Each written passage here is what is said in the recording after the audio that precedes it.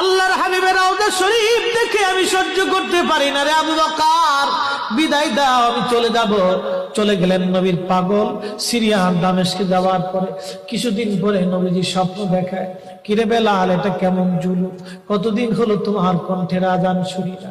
বেলাল রে, তোর কি মন চায় না আমি নবীর জিয়ারতে আসতে? বেলাল আয়, আমি নবীর জিয়ারতে আয় রে বেলাল আয়, কতদিন হলো তোমার কণ্ঠের আজান শুনি না। স্বপ্ন যখন নবীজি দেখাইছে, এ মুসলমান, হযরতে বেলাল সুদূর সিরিয়ার দামেস্ক থেকে পাগলের মতো দৌড়াইলেন, পাগলের মতো ছুটে আসলেন। যখন মদিনাতে আসলেন তখন তাহাজ্জুদের সময় চলতেছিল।